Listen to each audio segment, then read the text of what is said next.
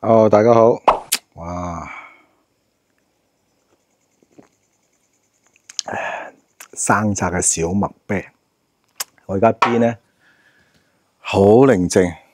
咁啊，大家睇我頻道都知道，我都好中意享受嘅吓，尤其是去到我哋啲年紀啦。咁啊，我博士又貪玩，又中意做生意，但係又好識享受吓。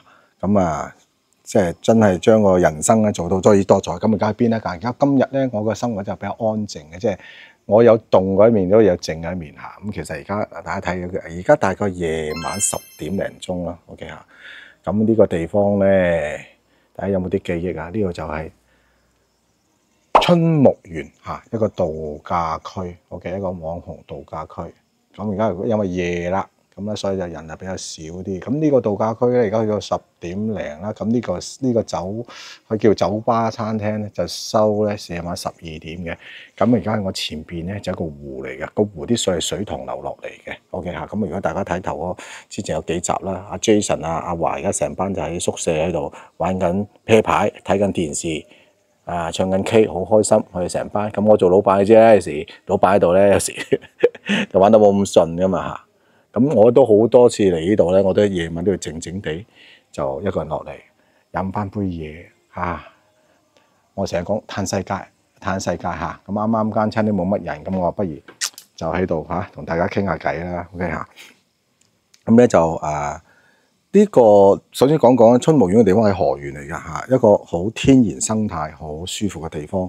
咁你知啦，之前我都推出咗好多我哋啲老客戶啊、業主又好嚇，我啲粉絲又好，咁我哋都有一個即係象徵式幾十蚊，咁啊2日1夜過嚟俾大家感受下呢個度假區。咁呢個就真係好值得俾大家嚟嘗試下嘅嚇。咁因為發展商同我又熟，咁佢呀博士咁多粉絲，咁你不如嗌啲粉絲嚟體驗下啦。咁嗱當然啦，佢係一個富有睇樓嘅環節。咁嗱當然啦，我不嬲你唔好話呢個即係呢個嘅2日1夜呢種團啦。我哋不嬲，我哋啲睇樓團我哋都即係我哋香港公司，我哋都唔會話點樣逼人買樓嘅。OK 嚇，咁啊中意咪買咯，咁幫得就幫啦嚇，即係幫大家俾多啲資料大家嚇。咁呢度都係其實我哋好多客咧嚟到呢度，其實都係嚟體驗下度假、散下心。但係見到呢度成個項目都幾好喎，咁有啲又咁其實有冇樓賣㗎？點樣做下？咁啊當然今日條片唔係講賣樓啲嘢，我淨係話點解所以內不樓我自己亦都會過嚟呢度度下假嘅。OK 嚇，咁咧就我今日想講個話題就都幾人生道理嘅，就係話即係究竟嗱，我而家63歲啦嚇，究竟即係有啲話博士，其實主要我身邊啲朋友，上個星期咧有啲舊朋友撞到嚇，咁跟住就好耐冇見喎，咁我話不如約下星期大家食個飯啦，飲下嘢咁樣，咁我就截咗一個我嘅時間表個圖俾佢，跟住咧就咁我時間表個圖咧其實都安排，即係我好有習慣，通常2個月內我嘅工作又好玩又好，我會擺晒時間表度。咁我朋友睇到之後，哇！你60幾歲仲咁忙啊？佢就有一句就話：你唔好做啦！你60幾歲，你都冇咩憂啦，係咪？咁即係有孫有仔女，咁安樂人生啦，又冇咩又冇咩愁啦。哎呀，退休啦，唔好做啦，咁辛苦咁，就講到好似我好慘咁樣。咁我就收尾我翻去反思下，咁係喺外邊人嚟睇，可能覺得我哇幾廿歲60幾歲仲要咁辛苦工作，仲要咁搏命。咁我就想趁而家飲住杯啤酒，我叫啲燒烤不如同大家喺度又吹下水啦。OK， 吹下啤酒啊！因為呢個都係一個幾人生嘅一個你話哲學又得，話話題又得。我諗好多我諗去到差唔多50歲開始，其實好多時都會諗呢個話題，就其實我工作我做嘢，其實即係我要到幾多歲咧嚇？咁有好多人咧就好即係當然啦，越早即係我哋好多時候話越早退休就哇你越幸福啊！你真係羨慕你啦咁。但係你睇深少少咧，就又唔係喎所以呢樣嘢我對自己講一路係喺度思考嘅呢個問題，因為我親眼真係睇到第一，我爸爸我爸爸嗰時行船咧，咁行船咁辛苦啊嘅，即係行咗幾十年咁翻嚟咧。我爸爸翻嚟咧，佢好中意做嘢。其實我個性格就好似我爸爸我媽媽嘅，好勤力嘅。我爸爸好勤力，咁咧就翻到嚟佢就要做嘢。佢初咧就你知咩啊？佢退咗休做呢個海員，收尾翻嚟知唔知去邊度做嘢？因為佢住美孚，我哋住美孚，去美孚油站做入油啊，陰公。即係嗱，我聽到係咪覺得好陰公啊？但原來咧，我有時偷偷地去。即係當然我哋啲兄弟姊妹唔好做啦，老豆就堅持要做。咁我有一次偷偷地去油站望住我老豆，哇！原來佢個入油嗰度咧，佢好多啲其他啲又係入油嗰啲，好好傾啊，又傾偈又成咁啊。有時入油又同啲入油嗰啲車主又傾下偈，咁啊吹下水咁樣。我諗下，其實唔係啊，我老豆都幾開心啊，係咯，都幾開心啊。咁佢做緊佢開心嘅嘢，我做乜要逼佢唔做嘢？即係我哋成日覺得，我哋退咗休，老豆，我哋要孝順，我哋真係唔想你繼續做嘢，我想你享福享清福。我哋當時想咩？我成日住美孚，老豆啊，你日日落去美孚公園，同啲阿叔吹下水啊，朝頭早飲個茶啊，跟住行下公園啊，撚下雀啊，有時行埋啲人捉棋啊。即係我哋仔女腦裏邊就係覺得，老豆你咁就係幸福㗎啦。咁啊，當然我哋仔女成日翻，因為嗰時我老豆同我哋住埋同一個，都係住美孚嘅。咁啊，有時幫手接下啲孫，送下啲孫，呢啲例牌開心事啊。咁我老婆，咁我工人煮飯又會叫我老豆上嚟食飯咁樣，即係大家都住翻美孚。咁所以就即係我覺得，咁生活好幸福啦，唔使做唔使捱，唔使辛苦。咁原來唔係喎，我老豆就覺得。即係好悶，佢中意做嘢，有溝通啊咁。但係收尾有一次試過咧，就入油又唔知入嗰啲水啊，就淥親隻手啊，唔係好大件事，就淥咗少少。跟住我哋成班人就好堅持，老豆唔俾做。咁收尾咁就跟住老豆好唔開心。跟住我哋咧就喺我黃金商場開鋪。黃金商場開鋪嘅時候咧，咁我哋有多啲貨倉嗰啲，即係啲即係有啲過咗時嘅一啲電腦產品，譬如啲底板啊、hard disk咁嘅過咗時、過咗氣嗰啲咧就即係賣唔到咩價嘅，甚至有好多二手嘢咧。咁當時嘅管理處咧就唔係管得好嚴嘅。咁嗰時喺我個鋪頭對面條，但係到今時今日黃金商場行落去地庫咧，都有得燈箱嘅位咧。而家佢哋就都租出去俾人擺喺 counter 嘅。咁當時咧我哋就長租咗，因為我係本身有間鋪啊嘛，即係咁咧我就長租咗管理處，就對面有條走廊嗰度就擺咗2張木台。咁我哋就叫老豆就唔好做油站，跟住我哋就將我哋嗰啲二手嘢啊、啲舊貨就擺去俾我老豆賣二手，喺度賣二手好似鴨寮街咁。咁我老豆咧日日就孭住嗰啲袋，日日就開檔，同我哋一齊開檔。我哋鋪對面做生意，佢就賣下啲二手嘢，咁啊坐喺嗰張買張凳仔坐喺度，就咁嘅啫喎。咁啊就買下啲二手嘢啦，咁我留到老豆，總之賣到啲錢啲嘢就全部你袋啊，因為老豆嚟噶嘛，咁啊等個老豆又好似揾錢有能力咁喎，好開心。咁啊成日咧就有啲客又睇啊，咁我老豆好勁喎，我老豆唔識電腦喎，但總一路賣佢都我唔知佢點識嘅，就跟住識好多嘢喎，有咩 PL 卡咩嗰啲電腦卡啦，咩磁碟啊，又識喎 ，OK 又溝通到喎，咁我哋真係咪我哋屋企人咧又做生意嗰個基因啊 ？OK 嚇，咁啊做得好開心。咁連續咁應該做咗2年啦。呢2年咧，坦白講，我哋個家庭生活好開心，一齊落去開鋪。我哋又賣電腦啦，我老豆又開檔啦。咁我媽屋企就煮飯啊咁樣啦。咁啊夜晚翻屋企成家人食飯啊。咁嗰時我又未結婚啊。咁啊個家庭生活係真係相當之唔錯啊。咁啊好開心。咁亦都同我老豆一齊。但係收尾咧，管理處唔知因為受到投訴，就唔俾我老豆開檔，就收翻嗰個位走落位。結果我老豆冇開檔咧，收尾再出去揾嘢做，咁啲危險嗰啲我哋唔想，因為已經過咗幾年啦嘛，老豆又老咗啦嘛，危險嘅嘢又唔想去做。咁我老豆就真係日日咧就落美孚公園啊，撚下雀啊，同啲人傾下偈，成日就講啲世界美國佬點樣咩，就有時成日喺公園見到出嚟。我老豆叫沈伯，其實沈伯咧嗰個年代喺美孚好出名。沈伯咧，無論你行美孚嗰啲涼茶鋪啊、齋鋪啊，即係嗰啲小食店咧，全部都識佢，我都唔知你咁犀利。因為我初都唔知啊。我有一次美孚咧有間涼茶鋪，而家做緊，我唔記得咩名，買涼茶。你咪沈伯個仔咯咁樣。跟住就唔知送咗支涼茶俾，即係唔知我買一支係送多支俾我。哇！我心諗我老豆都幾大 face 嘅，即係犀利啲交際。其實我諗咧，即係我嘅遺傳，我老豆即係譬如你大家知啊，有啲都留言啊，哇！沈博士你好鬼中意講嘢喎，哇！你真係滔滔不絕，你講幾耐都得㗎喎。係啊，我講嘢係即係諗到就講。咁啊係咯，呢啲天生出嚟嘅，冇訓練嚇。咁所以就又做生意啦，好似我老豆咁做生意。我老豆其實細個行船嘅時候咧，我老豆已經教我點做生意。細個行船嘅時候，我好細個，我記得嗰時我讀小學嘅啫。呢個真人真事啊，又俾大家分享。今日吹水嘅，飲啤酒啊，飲啤酒吹水。咁我咧細個咧，小學嘅時候，咁我老豆行船，咁我嗰時得，即係我係大仔嚟嘅。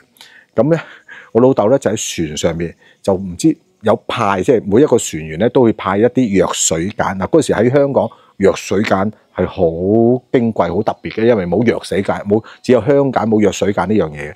藥水鹼啊，大家如果係我年代，你明我講緊咩？即係藥水鹼，唔知話又可以殺菌又點樣？一嚿嘅藥水鹼。咁當時咧，我哋就用唔到咁多，就儲埋埋，次次翻香港，因為嗰時行船咧，一年先翻嚟香港2次。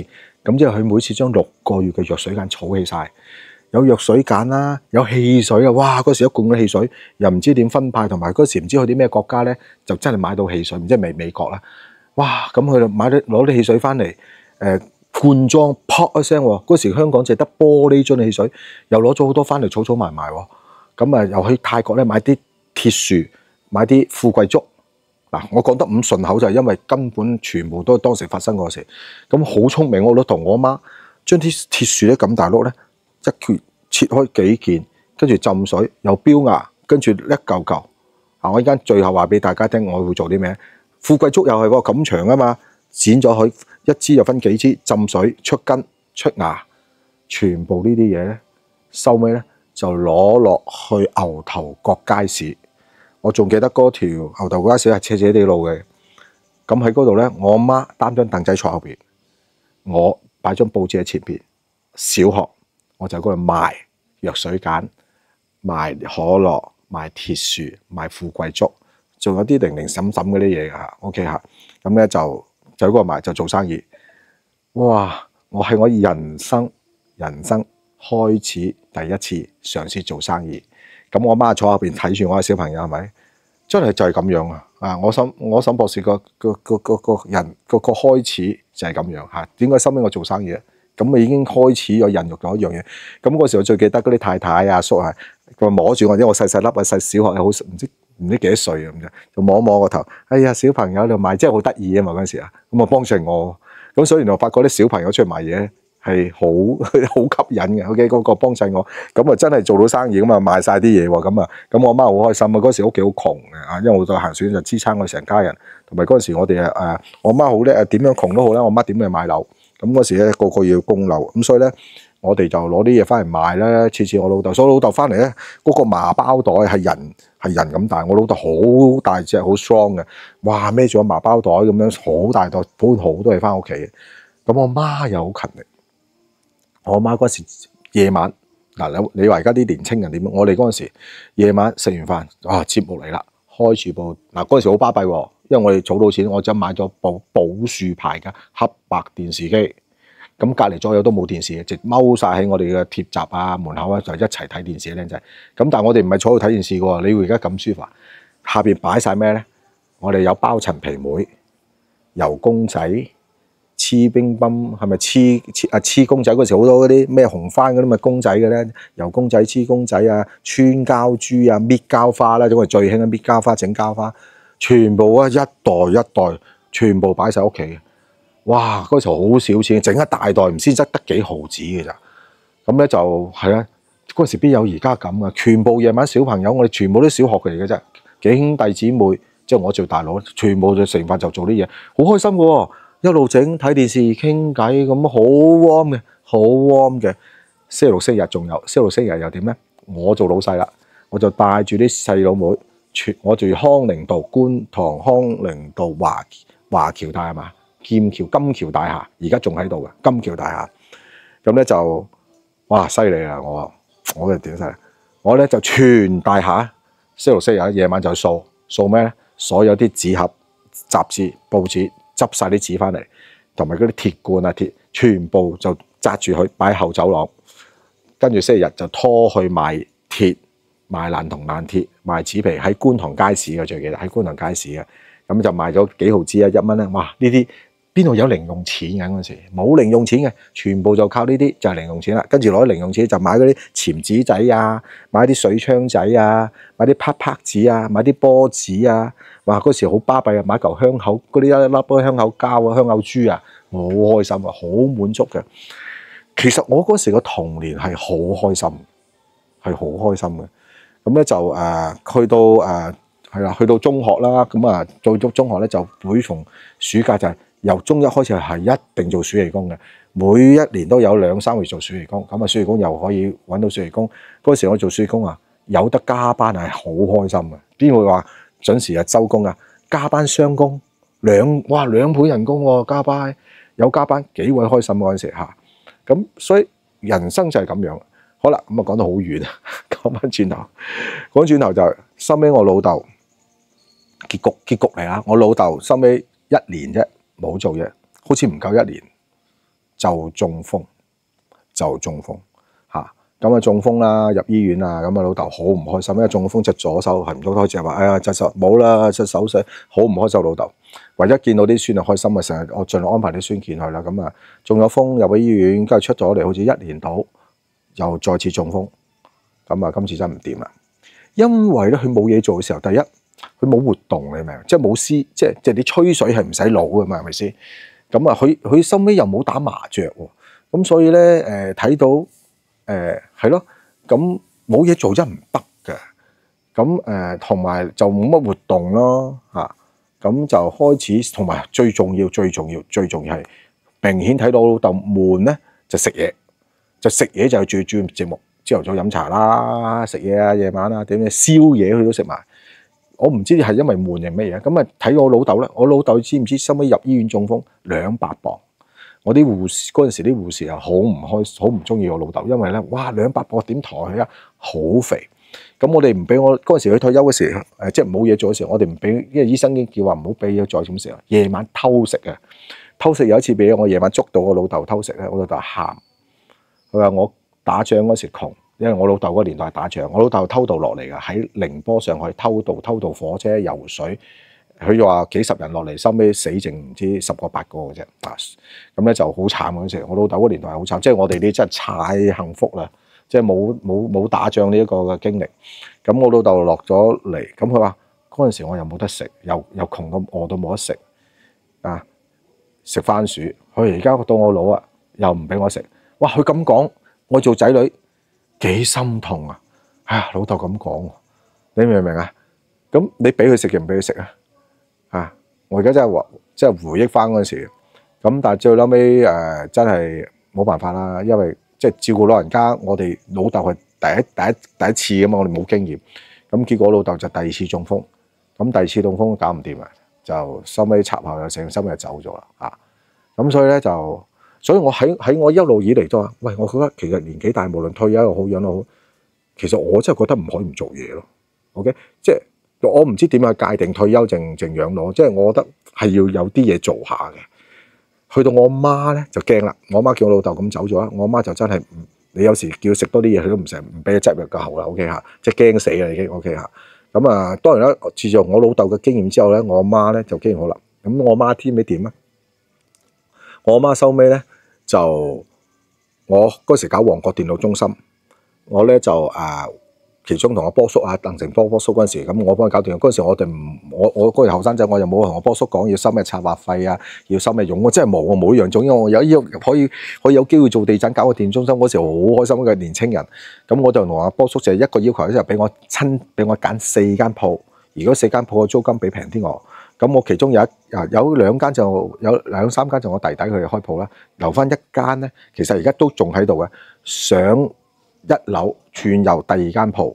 賣遊戲機嘅，咁到而家我媽而家入咗醫院啦。咁如果大家有睇片先啦，咁咧就咁咧，其實嗰間賣遊戲機就當時咧，我同我媽講，我話你落去開間鋪頭啦，蝕嘅我嘅，賺有你嘅。咁我媽嗰時就賣遊戲機，賣嗰啲咩任天堂啊，咩嗰啲，仲要賣遊戲機啊，賣完嗰間嘢其實開咗都唔到今日，旺角電腦中心幾耐就幾耐，應該10幾20年嘅啦已經。咁我媽就日日就翻鋪頭埋下數，咁啊請咗一個伙計，一間鋪好細嘅啫，好豆樣咁細，但買啲油機咁。但係最主要個目的就我想俾我媽咪有精神寄託，就好似我老豆咁。因為我知道如果原來冇嘢做咧，個身體就會好快好變好差。結果真係我媽咧日日就翻鋪，佢又唔係好勞累嚇，翻鋪咁啊埋下數咁啊，同埋佢心裏邊覺得有佢自己嘅事業啊。你明嘛？年紀咁大都有當嘢係自己，咁啊好開心。咁日日翻鋪放鋪，同埋我媽嗰時咧冇開鋪嘅時候咧就好囉嗦嘅。我兄弟姊妹好怕嘅，翻到屋企我媽就好囉嗦。點啊？你鋪頭啊，小心人偷你嘢啊！小心啊，小心啊！咁照我媽咪咧，一開咗鋪之後咧，都得人睬，都睬我哋都傻，都得人理我哋。咁呢個安排非常好。咁我媽一直咁樣咁嘅生活都幾十年，一路開住間鋪。咁我睇到我媽，第一佢好開心，好滿足；第二身體健康。第三有寄託，第四有運動。佢成日自己拉貨嘅，自己攞啲任天堂咁啊，揾夠嗰啲車仔咁啊，綁住咁啊5、6部咁啊拉翻去咁樣。所以我講咗咁長氣，講咗呢啲真正發生過我身上嘅事。所以對於你話去到年紀大係咪唔做嘢咧？我係覺得有做嘢有嘢做係好過冇嘢做嘅。如果對身體嚟講，所以咧喺我自己最後嘅決定係點做咧？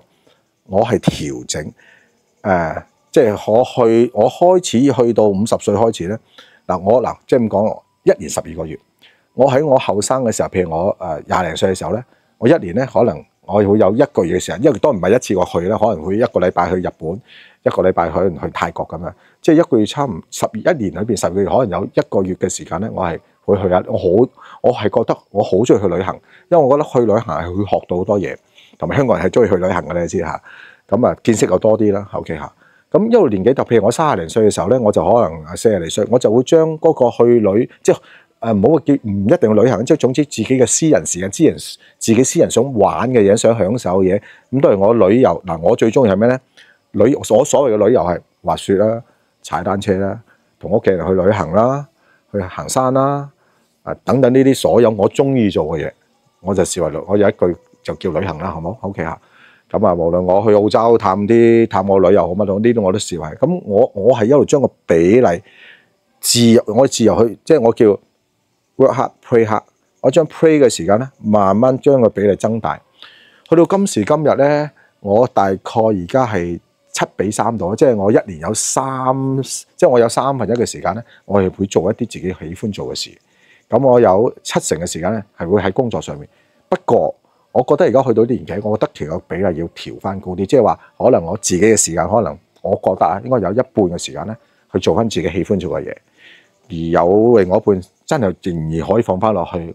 嗱，當然啦，我講緊放翻落工作上，係放翻落去一啲我中意嘅工作上面。我覺得咁樣慢慢將個年紀越嚟越大，將個比例一路拉大佢，即係話可能去到最後，可能我係。好似我媽，因為我親眼睇到我媽係咁樣，去最後可能得1成嘅時間去做下啲，我外父都係1成嘅時間做下啲。我外父95歲，95歲，我外父我講得清清楚楚，我外父95歲坐住輪椅，我外父做印刷嘅，佢都會翻公司，佢都係翻公司睇下望下埋下數都好，所以我外父去到95歲嚇，咁所以我覺得係要，即係喺我嘅人生經歷裏邊，我親眼睇到，我覺得係要有一啲嘢做下，有啲個寄託。有工作先得，你個腦先會轉，會思考，身體先會健康。呢個係一個牽引力嚟嘅。咁所以咧，但係我覺得最完美嘅就當然啦。你話去到我哋啲年紀，話仲要9成時間工作，1成時間去做自己嘅嘢，咁我就覺得太可惜啦。你明唔明？即係太對自己唔好啦。係咁啊，好多而家你同埋我今日咁講呢個話題咧，就啱啱李兆鴻就走咗啦嚇。李兆鴻大家都知，佢講到好多就話，喂，想做嘅嘢你好快啲做啦。OK， 人生短啊，有乜嘢又唔好虐待自己啦。其實啱嘅，佢講啱，但係不過我覺得你未必係真係乜嘢都唔做，淨係去玩，淨係去玩，淨係咩嘢？我覺得係可以將個比例調整，呢個係最恰當。因為同埋仲有一個問題就係每一個人嘅背景性格係唔同啊。可能我哋呢啲基因係要做下嘢啊，即係我哋呢啲唔做嘢咧就身體會唔健康啊，乜嘢動作咩都會慢咗，思想都慢咗。嗱，我記最印象深刻，我有個姨移民咗過去加拿大嘅，咁收尾佢退休翻嚟，真係印象非常深刻呢個姨啊。咁咧因為當時我住佢屋企，佢話：哇！我翻到嚟香港好唔習慣。佢話我上去巴士嘅時候，因為佢喺加拿大已經習慣咗啲好慢、好退休嘅生活啦，已經。佢翻到嚟上巴士，攞住紮銀仔出嚟，要入銀，譬如2個半咁，佢望住啲銀仔，佢慢慢個執出嚟，俾後邊啲人鬧。師奶快啲啦，好唔好啊？咁佢又一話佢又緊張，一緊張仲更加唔知點搞，跟住就俾架銀仔俾個巴士司機同佢執出嚟。咁即係你明我想講咩？你明唔明？即係慢啲嘢慢晒，啲嘢慢晒，轉速慢晒。咁所以呢個係可以同大家分享咯。即係我覺得係時候，當然呢個冇一個答案嘅。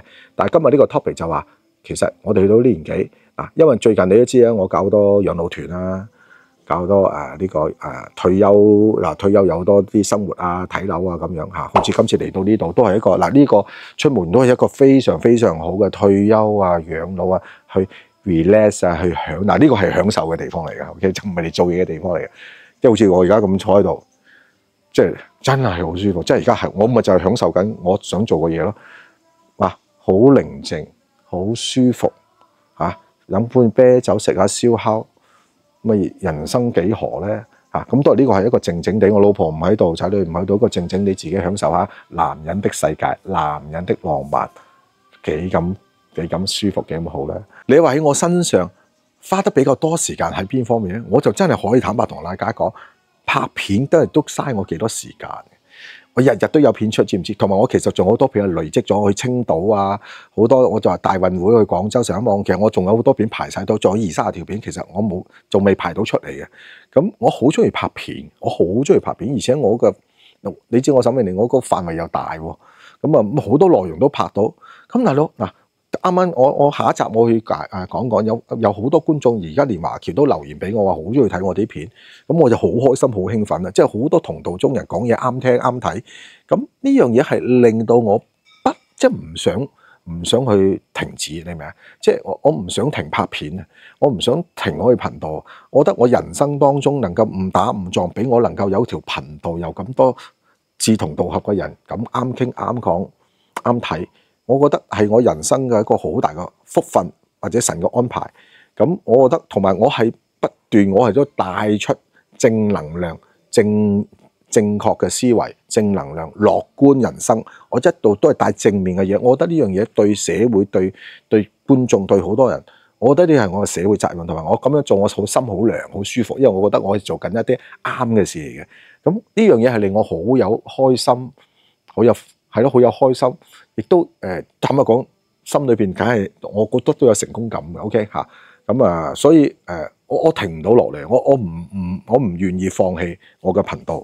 咁所以但當然啦，點解我要做下啲賣樓啦？咁嗱，其實我做呢個頻道，我真係要成本嘅。我要你冇話而家撳個掣拍片又容易，翻去咧要俾攝影師剪片啦，有時要鋪啲空鏡落去啦，要出片啦。咁好多嘢，同埋我啲頻道要管理，有時啲人留言啊等等好多就亂七八糟噶嘛，其實都要好多成本嘅，要航拍啦，係咪？咁所以嚟講咧就我就必須要做翻啲生意，有啲收入先得㗎，係嘛？其實啲收入亦都可以支撐我頻道繼續落去。咁所以成日呢連串嘅嘢令到我就係頭先我講開話，令到我就只能夠係將我想做嘅嘢個時間比例越嚟越將個比例增加。將我真係工作嘅時間減少，同埋盡量將我一啲叫做即係譬如賣樓銷售啊嗰啲嘢，咪交翻快俾啲同事去做啦。我就係有咩新鮮嘢、咩得意嘢，好似有啲咩正嘅項目，我就去睇佢八卦，跟住啲老闆又肯俾面我。沈博士有啲知名度係嘛，咁啲發展商啊、啲老細等等，可以同我傾偈食下飯，咁我又知道啲行情啊，又收下風啊，有時又反映下咁樣係做呢樣。不過我真係做最勞累咧，就早幾年咧，我哋有好多樓盤賣咗之後，就好多手尾嗱，呢個真心同大家講嚇。咁我而家嘅願望係好希望。盡快即係我俾多半年時間到咯。我希望咧好多即係早幾年，即係你知啦，即係發展即係地產不景氣，令到多發展商出好多事，交樓問題啊，交唔到樓啦，繁複等等啦，裝修啦，收樓啊，好多呢啲問題就唔係我哋公司或者我博士可以解決得到嘅。咁但係我都要幫手跟，有好多都留言阿博士都幫手咁樣。下個星期爛咗尾好耐，停晒好耐，嗰個西泉小鎮喺台山。喺江門又收到通知啊，咁我下星期就會幫啲業主過去睇睇啊，睇下個情況點啊，通知埋其他業主。咁係咯，我反而最勞累同埋最唔想做或者最唔願意做，亦都係啦，逼不得已去做，就係要跟翻之前好多發展商啲手尾，同埋好多發展商爭我哋啲佣金啊，爭我哋啲一啲資金啊等等嘅嘢。呢度係我對我嚟講係比較勞累，我希望呢度慢慢一路減少，去到清晒佢，咁我就心靈就會舒服好多啦嚇。咁啊係咯嚇，咁啊諗到咩就講咩啦，係嘛？今集好沉氣啊，係嘛？但係其實沉氣咧，話你聽，我頭先裏邊所有都係好有份量噶，都可以俾大家好多反思嘅。OK 嚇，希望能夠大家一齊思考下呢個問題啊。好，下集再講。OK，我未走住，啱啱啲燒烤到咗啊，整咗個羊扒同埋一個豆角。OK 嚇，OK，咁啊，如果有時間一陣間我再拍多集俾大家睇。